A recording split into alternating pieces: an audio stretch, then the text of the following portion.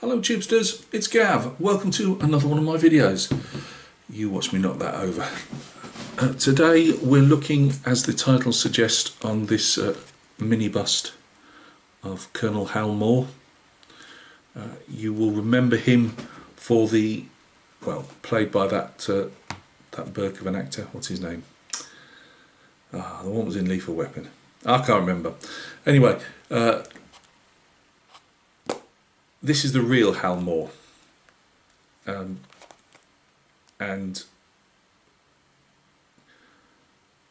I saw this, and you know I like my Vietnam subjects, so I'm trying to process, and I like the Vietnam subjects, and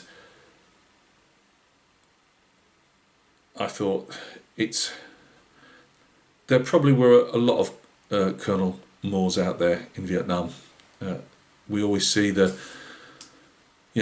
drugs and the alcohol and shooting villages and all this type of stuff, but nothing's ever said about just the genuine professional officers, NCOs and private soldiers, that served there.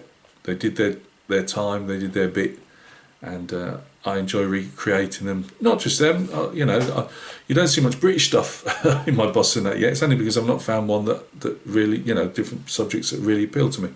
But there will be when I see something.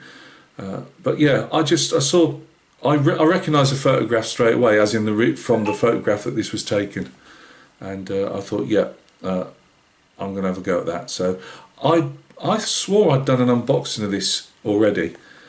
So this, in one sense, it's an unboxing, but it's just really to say what's coming next. I've already cleaned up the figures, the bust, and mounted the first part of it. So quickly, let's get down that bench, take a look.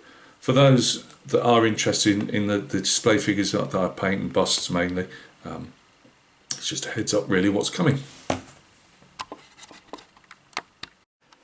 Right guys, thanks for joining me at the bench. This is, there is said Hal Moore. It really does look like him as well. I think a lot of I don't know if these are sculpted direct. It's wrong for me to say because I don't know. I don't know if it's some trickery of all these scanning things that they have now, or if they've just got some really skilled people that can put them in putty from a photograph, because that really does look like the photograph. You put it in, just put Col Hal Moore Vietnam, and that photograph will come up. So it's a mixed media one. This, I've never had one before like this. I've got to be really careful. Sorry about the noise of the bags. I wasn't going to get these out, but in fact I'll leave the cigar. There's a cigar obviously, and that's done in white metal. So right, this is the torso, which is obviously what mainly busts are. Again, no arms on this one. Some, as you know, like my Vietnam Marine blooper Grenadier for the hills around Khe Sanh, I did a while ago, that has arms. It really just depends, some do, some don't. This is a really simplified version.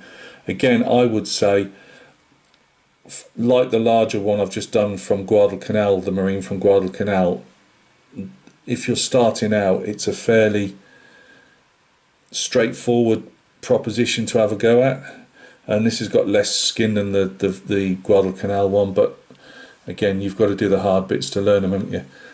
You get a white metal torch, which seems very well moulded.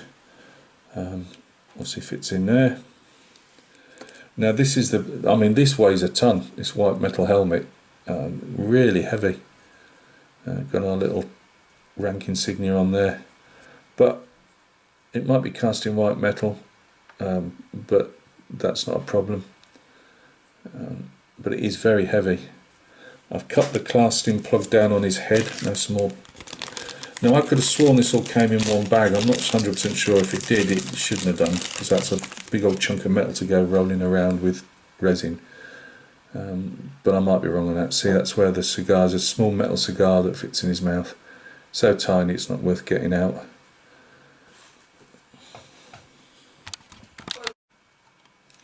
Right, I think I've just video bombed my own video. Never mind.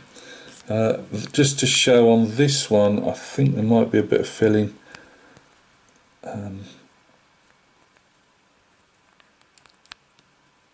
you have to position the head. There's that slight line there. I have actually mould. There was a mould line down the back, so I got my grubby fingers. I didn't realise they were that bad. But it's all quite smooth. Now, he might have a high and tight haircut, and that is quite possible.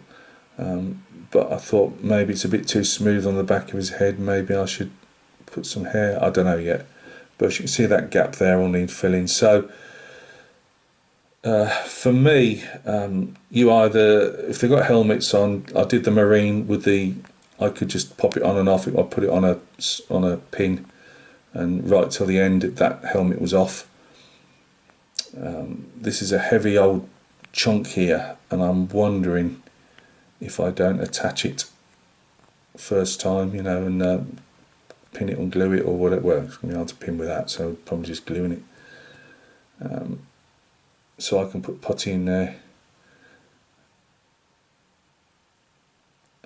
That's going to take some working out when I'm going to go with it. As I say, ideally you can just paint them separate. The only thing I'd say is if it's a full resin one, which this isn't obviously, I find it, if you've got a helmet and you pin it, you can get your shadow areas. You can put your helmet on without having to paint the helmet or whatever, and just see where your natural shadows, where you want to put shadows in. But we'll work our way around it. So that's what we're doing. That's how simple that is. There we go again. There's his face. As I say, I thought I have gone back and had a look, and I couldn't find any, but I swore I did an unboxing of this. So that and a tiny cigar is what you get in the bust. It was a fairly cheap bust. Again, it's not a copy. Please don't buy copies, because they're killing the. You know, if you buy a copy, somebody like this can't be bothered to sculpt anything, because it's not worth their while. Because I'll guarantee you, somebody in China or even in the UK, I see loads on eBay in the UK, 1 in 35 figures and whatever, and they're all recasts. Should be ashamed of themselves. So yeah, that's what we've got coming up at some stage. As usual, it'll keep flitting in and out of the production line until it's done. But it is a lot smaller. This is my cleaner thumb, so that's around the size of it. As I say, it's a mini bust compared to, you know, about half the size of the other one. So yeah, the only thing I did do as well, that I put it on that plinth, and normally I'll wrap some tape around just to keep the paint off the plinth. I'll probably have to put a bit of filler in. The plinth is maybe a bit too big. You could just do with a piece of rod, really. I could have just put a piece of rod on, but never mind. I still might change that yet. I'm not 100% sure, and just leave it for painting on for now. We shall see. So thanks a lot for stopping by and taking a look.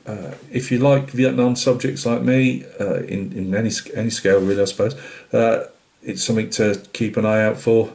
As I say, we're doing Vietnam in 28mm in Hue, United States Marine Corps there, and we've got Air Cav, probably in the Aishao Valley or somewhere. So look after yourself, take care. Thank you very much for all your kind support, and especially for the people that left the comments and the likes on the Guadalcanal Marine bus that I've put up in that slideshow. I'll do the same with this. I'll do the usual rambling through as I'm doing now, but to save you all the pain, when the completed figure's up, I'll do it as a slideshow with just a bit of tinkly music, and you can just zip through it as quick as you want. So look after yourselves. This will be up, say, first stages. I won't bother with I'll take some photographs of it in the primer stage and in this stage now, and save the photographs for that slideshow. But once I've got some paint on, probably the torso first, we'll crack on from there. So thanks a lot once again, and we'll see each other, as always, very soon on another video.